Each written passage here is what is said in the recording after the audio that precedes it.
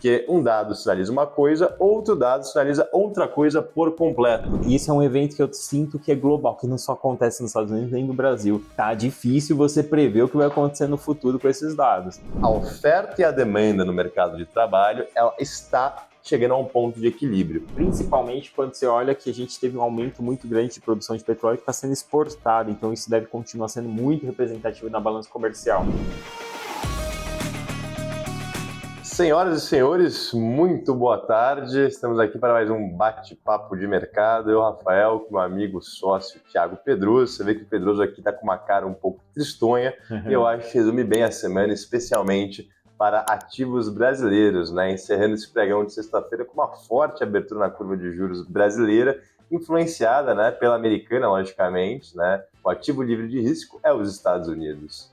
O resto é spread em cima dele, né, Pedroso? Mas enfim, vamos direto ao ponto, tá? Semana carregada de dados macroeconômicos e uma grande vencedora e clara, né? Que é a Nvidia, que continua a se valorizar e ultrapassou a Apple em valor de mercado. Hoje a Nvidia é a segunda maior empresa do mundo, Pedroso. Para você ter ideia, a Apple tem um faturamento de 400 bilhões por ano, a Nvidia tem um faturamento de 60 bilhões por ano, né? Qual que é o lucro da Apple no ano? A Apple vai ser 100 e pouquinho, 150, a Nvidia está na casa de 30 e 40. Tá, então você vê a discrepância, logicamente o mercado precifica o crescimento futuro, né? Traz ali o que vai render na sua vida a valor presente, logicamente o crescimento que a Nvidia vai ter à frente é muito maior do que o crescimento da Apple. Ao menos é o que o mercado acredita, né? Provavelmente, né? Provavelmente. Pode ser aquém do mercado, mas mesmo se ficasse muito aquém, seria maior o crescimento da Apple, até porque a Apple deu uma estagnada nos últimos anos, até agora, né? Não, mas pode ser maior o crescimento, mas não necessariamente para justificar o valuation. Não, perfeitamente. Enfim, queria começar aqui subindo uma imagem que eu acho que ilustra bem esse momento que a gente vive, né? Essa frenzy, esse momentum de inteligência artificial, que é o Jensen Huang, que eu diria que está mais para Mick Jagger aqui na foto, CEO né? Pop. CEO Pop, CEO Cook, jaqueta de couro, cabelo branco, assinando a blusa, né? Enfim, de uma mulher. Isso foi na conferência de desenvolvedores em Taipei, no Taiwan. Ele deu uma palestra lá, falou, enfim, de novo chip, de Nvidia. Ele quer lançar um chip a cada ano, né? E com isso fazer com que as empresas tenham essa dependência, né, de reciclar o hardware para gerar uma recorrência de pedidos. E, enfim, a empresa indo muito, muito bem. Mas a gente já falou bastante de Nvidia, né? Tem até um episódio dedicado praticamente a isso. Pedroso, eu queria ir direto ao ponto aqui, que a semana foi o macro que dominou, né? A gente teve PMI de manufatura e serviços, a gente teve vagas em aberto, a gente fechou com payroll, e como você muito bem diz, a economia americana ela é bipolar, porque um dado sinaliza uma coisa, outro dado sinaliza outra coisa por completo. E só para vocês verem essa bipolaridade, eu trouxe aqui a estimativa do PIB para o segundo trimestre, composto pelo Fed de Atlanta, que faz ali baseado em indicadores que vão saindo em tempo real. Começou o trimestre com expectativa de 4% de crescimento, foram saindo os dados, foi para 1,8%, e depois da semana voltou para 3,1%. Né? Realmente, eu acho que isso ilustra bem esse momento, né? O mercado reagindo ali, dado uma dependência muito grande em dados pelo Fed, né? A curva continua bastante volátil de juros, que traz ali um impacto direto para a Bolsa. E foi isso que a gente viu, né? Especialmente na questão de juros hoje com o payroll, né, Pedroso? Enfim, criação de empregos 270 mil, acima do esperado. Salário médio hora, acima do esperado, acho que isso que pesou bem, 0,4 no mês, 4,1 no analisado, expectativa 3,9 no analisado e 0,3 no mês. E a taxa de desemprego, por incrível que pareça, mesmo com essas leituras fortes, ela subiu, né, de 3,9% para 4%. Pedroso, eu tendo a acreditar que o mercado de trabalho americano, se você realmente destrinchar ele, analisar debaixo da superfície, ele está muito mais fraco do que ele aparenta quando sai os payrolls. Até porque se você olha, as leituras passadas continuam sendo revisadas para baixo, tá? E um indicador muito importante, que eu acho que, no meu ver, me deu mais clareza sobre o macro do que o payroll, foi o JOLTS, que são as vagas em aberto. Lembra daquele indicador que era vagas em aberto por desempregado? Né? Há 6 meses atrás estava em 2, então tinha 2 vagas em aberto para cada pessoa que estava procurando emprego. muito mais demanda por mão de obra do que oferta. E, naturalmente, isso cria uma pressão altista nos salários que influencia diretamente o IPCA lá fora, o CPI. Hoje, essa relação está em 1,2, no mesmo nível que a gente estava em 2019, antes da pandemia. A oferta e a demanda no mercado de trabalho, ela está chegando a um ponto de equilíbrio. Eu tendo a acreditar, até porque isso tende a ser um indicador antecedente, que o salário médio hora e a criação de empregos deve arrefecer olhando para frente, tá, Pedroso? Esse é o meu take. Bom lembrar até que, além do relatório de outros, a gente teve o relatório da ADP, que também mostrou o mercado criando menos vaga do que era esperado. Teve os dados do pedido de auxílio-desemprego, que houve mais pedidos do que esperado. Então, o payroll que saiu hoje, que veio diferente dos outros, né? Todos os outros vinham corroborando um cenário de enfraquecimento para o mercado de trabalho americano. E o payroll veio diferente. Por isso que a gente até fala que é bipolar, né? Porque todos os outros dados estavam mostrando uma coisa e o payroll veio diferente do que era esperado. E lembrando aqui, tá? O payroll é lagging, ele é 100% olhando para trás. Ele não traz nenhum insight sobre o que a gente espera à frente. E qualquer bom brasileiro que acompanha o mercado sabe que o que foi não faz preço. O que vem que faz. Por que eu digo isso, tá? Porque a inflação corrente do Brasil está excelente e as expectativas estão desancorando. Eu sei que tem um pouco de polêmica, mas, o mercado geralmente olha à frente e não atrás, né? Só que tem um grande ponto, né? Que é exatamente o que você trouxe aí da questão do PIB. Que a expectativa era 4, que foi para X. Isso é um evento que eu sinto que é global, que não só acontece nos Estados Unidos nem no Brasil. Tá difícil você prever o que vai acontecer no futuro com esses dados. No Brasil, a gente houve mudanças absurdas, assim, de crescimento de PIB, IPCA. O ano passado a gente não falava que o PIB esse ano ia crescer 0,5%, agora já está beirando 2,2%, chegando a falar em 2,5% de crescimento. O IPCA ia ser muito maior do que de fato está sendo. Então, as expectativas que os agentes de mercado estão colocando na conta têm sido muito errado do que de fato vem acontecendo. Vamos ver. O Focus eu acho que é o grande exemplificador disso tudo, né? O que erram ali no Focus é brincadeira. O mundo inteiro é assim. Fazer previsão macro, eu acho que é o segredo para você quebrar a cara, né? Até por isso que, tem aquele ditado que o Buffett fala que economista não costuma fazer dinheiro no mercado de capitais, né? Costuma falar somente bonito. Aí eu deixo para vocês julgarem de acordo. Pedroso, só para encerrar aqui, eu acho que está claro que a gente está vendo uma desaceleração na economia americana e a gente não entendeu ainda a intensidade dessa desaceleração. Se ela é benigna ou se possivelmente ela vai ser maligna. Até o mercado vem tradando diariamente, passando a precificar um hard, um soft landing, né? Enfim, eu vi outro dia, essa semana, começo de semana, juros caindo e bolsa caindo, né? Isso é o mercado um pouco com medo, né? De uma desaceleração mais aguda, né? Do que seria positivo para as empresas. E eu digo mais, né? Os juros não cair não quer dizer que é ruim para o S&P, pelo menos com o que a gente viu nesses primeiros 6 meses. As empresas estão entregando, né, lucros acima do esperado, tem ainda a temática de inteligência artificial que está fazendo preço e provavelmente vai continuar a fazer preço. Tá? Enfim, podem estar caras essas empresas, né, mas eu acho que em patamar de bolha, comparando o que a gente viu nos anos 2000, não chega nem perto. Né? Muito diferente o cenário, tem uma recorrência de lucro, receita, fluxo de caixa, não é baseado em promessa. Né? Então, entender essa intensidade e saber, né, que a linha entre uma desaceleração benigna e maligna ela é bastante fina. Né? E o Fed, por hora, não tem muito o que fazer, vai ter reunião na semana que vem, né? Eu acho que o risco dele cortar os juros de forma antecipada é maior do que ele atrasar um pouquinho, até pela credibilidade que ele perdeu ali ao longo de 2021 com a história de inflação transitória. Então, é o famoso wait and see, e um mercado excessivamente dependente, que muitas vezes traz uma volatilidade desnecessária. Semana que vem, a gente tem inflação ao consumidor nos Estados Unidos e a gente tem reunião do Fed. Tá? Então, é uma semana aí de extrema relevância. E, Pedroso, antes de você falar aqui sobre o nosso bom e velho país, eu peguei um estudo aqui da WHG que eu queria mostrar para vocês, que eu acho que o brasileiro muitas vezes confunde, agora falando mais de alocação em modos gerais, né, um pouco psicológico até, o brasileiro confunde conservadorismo com falta de volatilidade. Por que eu digo isso? O CDI em dólar rendeu 1,4% nos últimos 10 anos, em dólar. Ou seja, a variação negativa do real frente ao dólar quase anulou completamente a rentabilidade dos juros corrente brasileiro.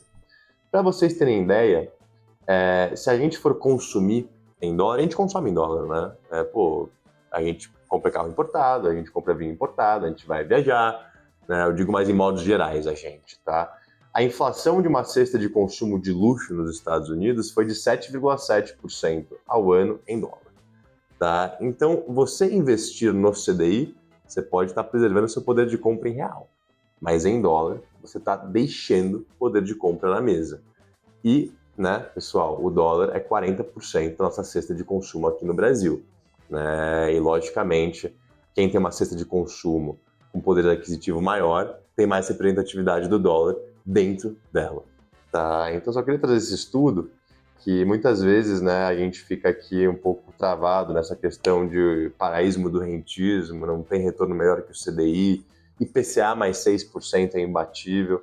IPCA mais 6% é imbatível, tá? A janela dos últimos 10 anos, em dólar, rendeu 3,9% ao ano, as NTNBs mais longas, tá?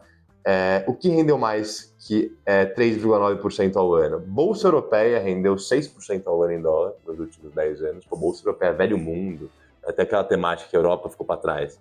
Não é o caso. Até porque muita empresa não, a Novo Nordisk, que fez o Ozempic, e a ASML, que faz as máquinas dos chips, que vende para Taiwan Semicondutores, agregaram muito valor, né, nesse período. Ouro rendeu mais, 6,7% ao ano em dólar. Ouro, né, rendeu mais que o IPCA mais 6 nos últimos 10 anos, rendeu mais do que o CDI nos últimos 10 anos, colocando em dólar, tá? E, logicamente, né, a Nasdaq, né, rendeu aí 20% quase nos últimos 10 anos. Anualizado. Então, enfim, bastante a se pensar, Pedroso. Acho que o dever de todo mundo aqui, né, incluso nós, é garantir que o nosso dinheiro não perca o que ele vale, né? E nessa ótica aqui, parece que meramente estar em juros brasileiro ou inflação brasileira, a gente não consegue reter esse valor. É isso aí. Tem que diversificar. E aí, indo para o Brasil, o que tivemos aqui essa semana, né? Tivemos alguns dados importantes, vou trazer rapidinho. Primeiro, o PIB do Brasil cresceu 0,8% esse primeiro trimestre. Foi positivo, embora a expectativa de crescimento era essa, ele cresceu mais no ano e foi positivo até pela composição do crescimento do PIB, né? Ele foi puxado pelo consumo, diferente como a gente viu no passado, que foi o setor agro, teve um período que puxou muito e que tem a sua ciclicidade, então foi um crescimento visto como um positivo, mas ao mesmo tempo traz uma pressão adicional para a questão da inflação. E é positivo pelo seguinte, né? O crescimento que o Brasil teve nesse primeiro trimestre, foi o 10º maior crescimento do mundo, se a gente pegar esse período específico. Então, além de estar crescendo de um ponto de vista, olhando a composição do PIB de um ponto de vista positivo, ele cresceu bem frente às outras economias nesse período específico, o que leva o Brasil hoje à 8ª maior economia do mundo, passando a Itália. Tá? PIB, sinceramente, é uma métrica meio complicada, né? Ela mede, talvez, a riqueza, é uma métrica importante se avaliar, mas ela não mede quais as condições ali daquela população, daquela sociedade específica. Talvez o IDH seria uma medida até mais justa nesse sentido, né? Eu vi uma vez o economista falando um pouco disso e ele comenta, você pega seu carro para ir para o trabalho, você mora longe, você fica 2 horas no trânsito, mas para isso você tem que ter um carro, tem que colocar combustível, a sua qualidade de vida é péssima, mas tudo isso que você faz adiciona para o PIB do país. Então é uma métrica meio que tem bastante divergência sobre como avaliar ela, mas é uma das métricas importantes que deve ser olhada ali para avaliar uma economia. Mas o Brasil andou bem nesse último trimestre. E outro dado importante aqui que saiu essa semana foi a balança comercial. O Brasil teve um superávit ali de janeiro a maio de 35,9 bilhões. Esse superávit é maior do que teve no mesmo período do ano passado, embora no mês passado foi um pouquinho menor. A gente teve um superávit muito forte, muito puxado a composição da balança comercial brasileira por alguns setores específicos, né? Todos, lógico, ligados ali a commodities, as coisas mais básicas, né? O Brasil tem dificuldade de ter empresas muito qualificadas, mas soja é super representativo, representou quase 25% do total da balança comercial. Desculpa, 19%, 25% tinha sido em 2023, foi 19% nesse período, nesse primeiro trimestre. E quem vem ganhando relevância, que é uma coisa que a gente comentou, é os produtos de óleos brutos de petróleo, principalmente quando você olha que a gente teve um aumento muito grande de produção de petróleo que está sendo exportado, então isso deve continuar sendo muito representativo na balança comercial. A balança superavitária, de certa forma, é muito positivo para o câmbio local, e eu te diria até que o dólar já não degringolou mais por conta desse cenário, né? Porque a gente está vendo uma saída mais forte, recurso estrangeiro, e a balança comercial na outra ponta super positiva, talvez ajudando a manter aí a relação cambial. Então, o governo também está apresentando uma MP, uma medida provisória que saiu essa semana para arrecadar os 29 bi para compensar a desoneração da folha de pagamento e também dos municípios. É um número alto, então ele precisava de alguma coisa que trouxesse uma receita equivalente e ele encontrou isso ali na limitação do uso de créditos de PIS e COFINS e está rolando já uma briga, o setor agro que é muito impactado por isso, já está brigando lá no Congresso, tem muita relevância. Já subiu no teto, a gente ainda não sabe se isso vai para frente, senão o governo vai ter que buscar outra forma de compensar isso. É um tema que o mercado deve acompanhar. E aí a gente falou dos Estados Unidos, né, juros lá, tudo. Banco Central da Europa e Canadá cortando juros. Mais duas economias desenvolvidas cortando juros. Quando vem dos Estados Unidos... E a Suíça e a Suécia já cortaram também, né? Já cortaram também lá atrás. Então, pô, galera, é mais uma questão de quando e não ser, né? Esse corte de juros vem lá nos Estados Unidos. Então... E até o comunicado da Lagarde, que é a presidente do Banco Central Europeu, ela falou que está aberto, né? Que não consegue se comprometer com futuros cortes, até porque a inflação lá deu uma ricocheteada para cima, né? Exato. Na última leitura, mas iniciou esse movimento. Que estava esperando esse corte do BCE acabou ficando um pouco triste, porque ele esperava algum indicativo de quando viriam os próximos cortes, e ela foi mais dura. Foi visto como mais hawkish mesmo. Exato. Pedroso, eu acho que você vai falar do México e da Índia, né? Acho que, a gente já comentou semana passada, né? Sobe a fotinha aí da presidente do México. Ela substitui o Obrador, que era o presidente anterior. Ele é meio que um Lula lá no México, ele é meio de esquerda, e estão comparando até ela aqui no Brasil com a Dilma, né? Primeira mulher presidente Primeira mulher presidente, e ela é uma sucessora de um cara que foi muito bem avaliado lá pela população. O grande risco aqui que está sendo visto é que o México, com essa eleição, ele vai, o governo do partido dela, ele vai ter maioria absoluta na Câmara, né, que são mais de 2/3, e eles vão ter maioria simples no Senado, que são mais de 50%. Então eles têm um poder. Imagina, por exemplo, né, se a gente fosse governar a Dilma, sem estresse. A Dilma com maioria, Congresso e Senado, praticamente. Só canetar que passa. Só canetar que ela vai conseguir passar projetos. E até aí... o primeiro projeto que eles querem passar, que o AMLO, que é o Obrador, que vai deixar... Quando é que vira? Não sei, acho que é outubro que vira.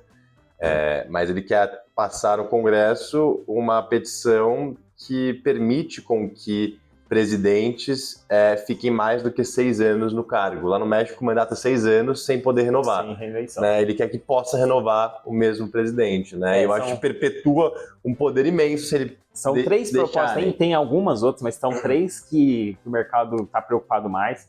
A Bolsa México caiu ali uns 10% desde a eleição. Em dólar, né? Teve já um estresse lá. Então, acho que tem 2 também que são tão preocupantes quanto, né? Um é alterar a Constituição para que os ministros da Suprema Corte, eles possam ser Suprema Corte, ministro do Tribunal Eleitoral, desembargadores, juízes, eles possam ser eleitos por voto direto da população. Isso daí parece até uma pauta de direita aqui do Brasil, né? Se é bom ou não é, não sei, não é essa discussão, mas essa é uma das propostas. A outra é reduzir congressistas e proibir reeleição parlamentar. Pode presidente, mas não pode parlamentar. Aqui, pelo menos a desculpa deles é que é para diminuir gasto. E que eles acham que assim diminui o risco de corrupção. Não faz muito sentido a tese de diminuir gasto, porque o México está rodando com déficit ali de uns 6% ao ano, principalmente porque o governo está gastando muito em investimento, em toda aquela historinha que a gente já viu aqui no passado. Qual que é o déficit do Brasil, Pedroso? O déficit do Brasil... Porque isso é o déficit, não é primário, né? O déficit total. Você saberia dizer qual é o déficit do Brasil? Porque o primário é aquele 1%, né? O primário é 1%, está algo perto de uns 2 para 3% quando você considera tudo, porque tem a questão precatória que está fora também. Tá bom. E aí uma última notícia que eu acho que é interessante, que mostra bem o que a gente já comentou. A China ela pousou lá no lado oculto da Lua um foguete lá para poder pegar amostras. Não tem nada a ver com o mercado financeiro. Você ouviu falar disso? Porque isso é um evento muito importante para a ciência, né? Eu ouvi muito comentar em sites, eu gosto de acompanhar isso.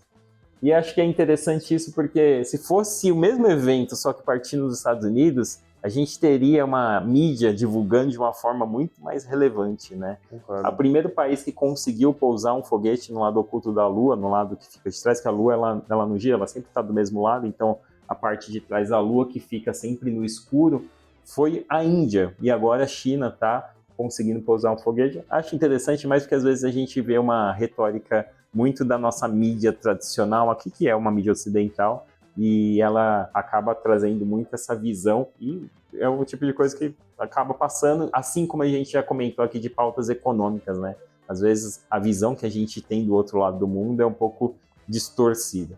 Mas a gente vê as coisas como nós somos, Pedro, não como elas são. Exatamente. Eu disse tudo. Isso resume bem. E nessa pauta um pouco mais filosófica, acho que vamos estar encerrando por aqui. E, pessoal, uma boa notícia, tá? Em meio a toda essa lambança, né? Especialmente México e Brasil também. Mas a gente não comentou. Índia, né? Que também teve a questão da eleição que foi ruim. E esse ano são 40 países, ali quase 50% do PIB mundial, 3,2 bilhões de pessoas votando mudança de presidente. Então tem muita coisa ainda para rolar, né? México e Índia foi só o começo. Estados Unidos também, né? Só o começo. E o que eu ia falar, Pedroso, é que eu não gosto muito de ver esses dados sazonais, mas eu fiquei impressionado quando eu vi esse estudo da Bloomberg.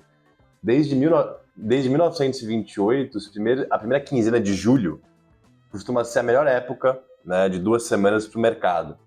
Olha que loucura. Essa primeira quinzena de julho subiu 9 anos consecutivamente a Bolsa Americana, com retorno médio de 3,7%. A Nasdaq, a Bolsa de Tecnologia, subiu 16 anos consecutivos. Caramba. Na primeira quinzena de julho.